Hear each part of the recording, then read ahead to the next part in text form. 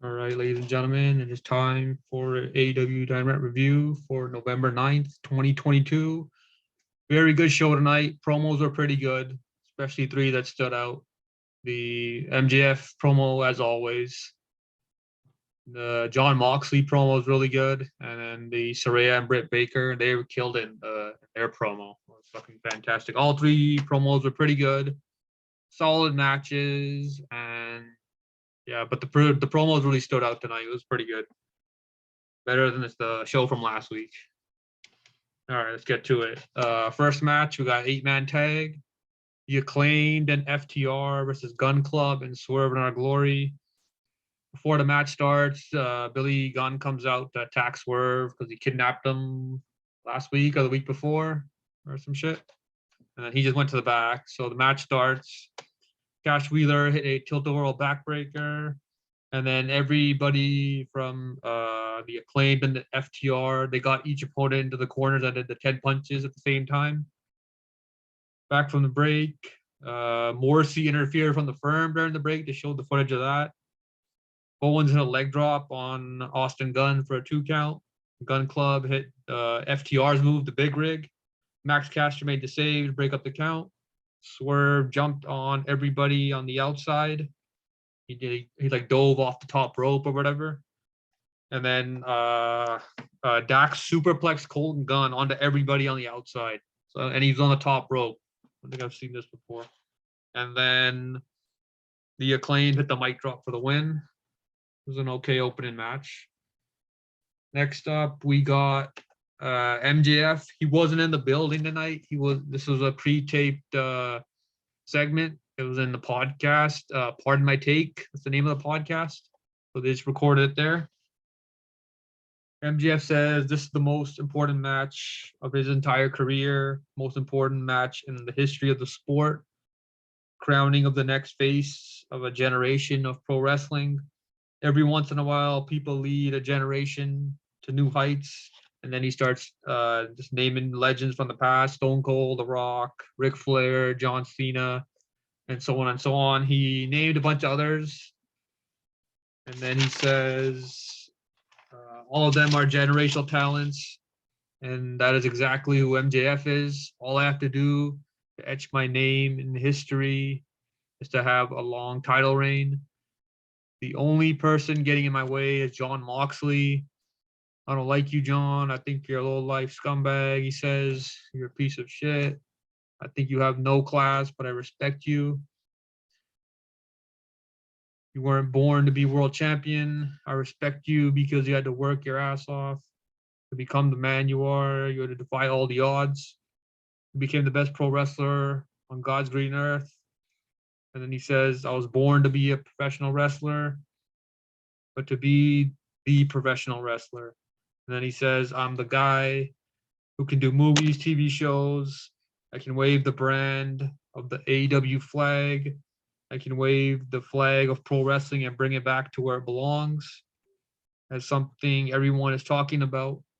He says, I'm coming for the throne. It is for the taking. He is sick of waiting for his turn ever since he entered AEW. He says he got the spotlight stolen from him in his big moments. He faced Cody Rhodes in his first match. Everybody was talking about Cody's neck tattoo. He talked about 2 years ago he had a match with John Moxley. He said Moxley cheated. They had a blood and guts match. I think about it's been like a year and a half. Jericho, it was MJF on top of the cage.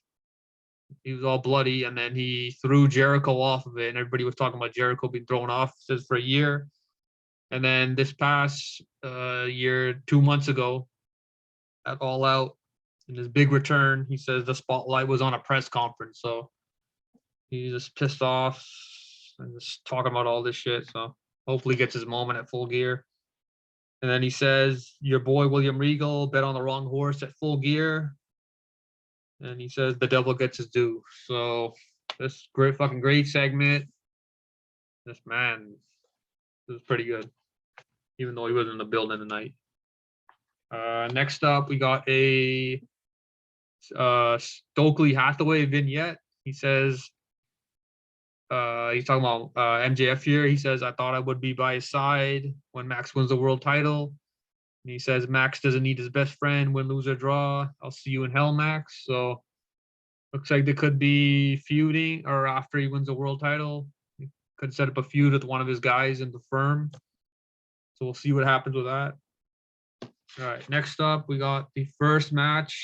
So I want to take a look at the brackets here. So the world title eliminator tournament. The winner of this is going to face, the winner of the tournament is going to face the champion at Winter is Coming. I think that show is about mid-December, so see who wins. I'll probably go with Ricky Starks in this one. He should get elevated soon to a big feud. He's just been waiting his turn. And tonight was the first match in the tournament. Ethan Page, accompanied the ring by Stokely Hathaway versus Eddie Kingston, alongside Ortiz coming into the ring. Ethan Page hit a shoulder tackle off the apron, and then Ethan Page hit a suplex on the outside. Back from the break, Eddie hit a DDT for a near fall, and then Kingston hit an exploder suplex. So Ethan's tapping out. Eddie's got the submission in on him. Ref is distracted, so he doesn't see it. He's occupied with Stokely because he's trying to distract Kingston on the apron. Ortiz chases him away to the back. And then Ethan hitting a razor's edge off the second rope. It looked like it could have been a botch, but he got a grip on it and he nailed him. So it was a pretty cool move. So Ethan Page advances to the semifinals of the tournament. Next up, we got Ari Daivari versus Wardlow. Wardlow pretty much just squashes this guy with a bunch of power bombs.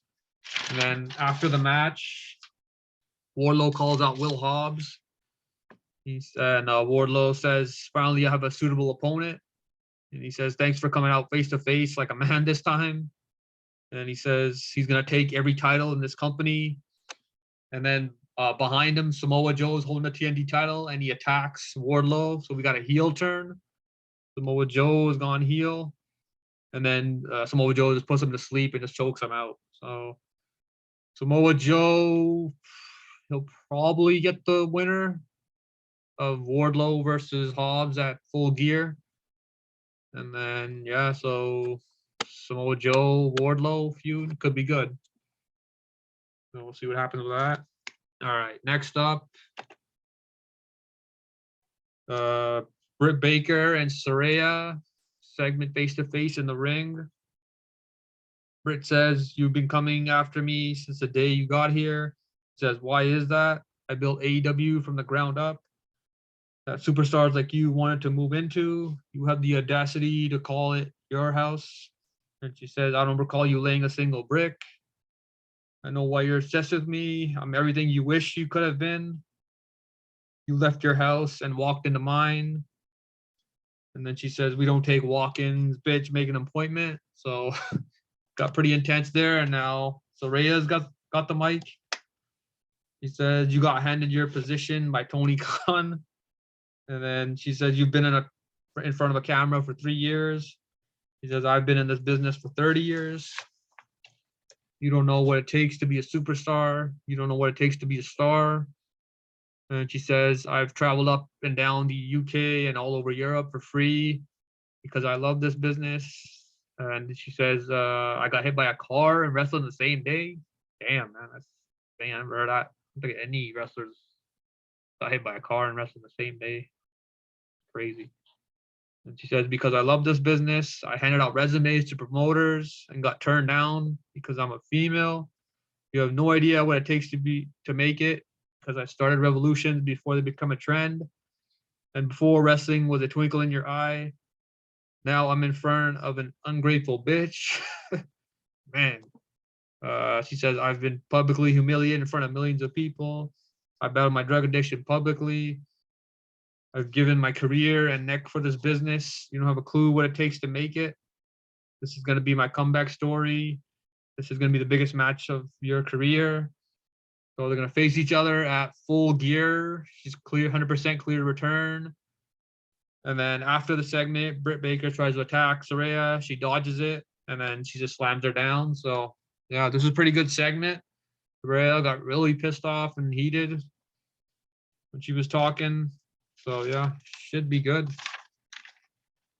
Pretty good segment. All right, next up we got Jay Lethal versus Trent Beretta. Lethal attacked Trent during his entrance. He did a figure 4 on him on the ramp, and then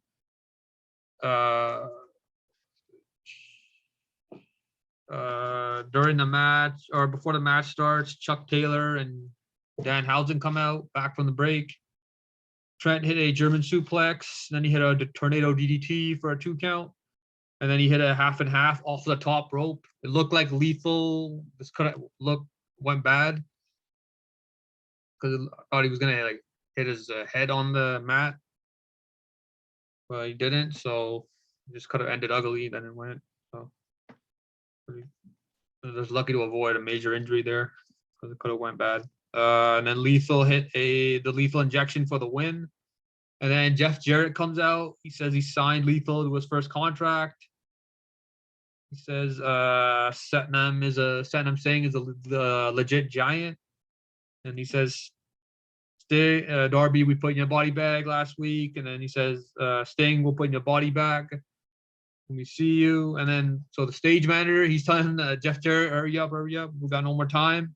Well, he goes after the stage manager, and then Sanjay Dutt's like pretty much holds him back.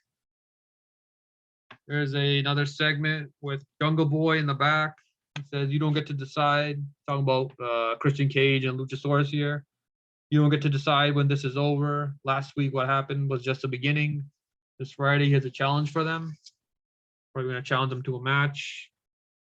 Next up, we got a segment in the ring with Jon Moxley and William Regal with him. Jon Moxley says he thought he had it all figured out at 25. He says he loved to talk trash and wanted to be like Regal, feared and respected. I wanted to be a top guy to get my respect. I tried to pick a fight with you. Didn't go well. You physically tortured me. Found out where I was on the food chain. Told me to work harder, grow and evolve. And then he says, when I got another shot at you, I knocked you out with a knee to the face. You told me then, and now the real work begins. And then he says, who does that kid remind you of? And then Regal says MJF. He says he faced MJF in 2020.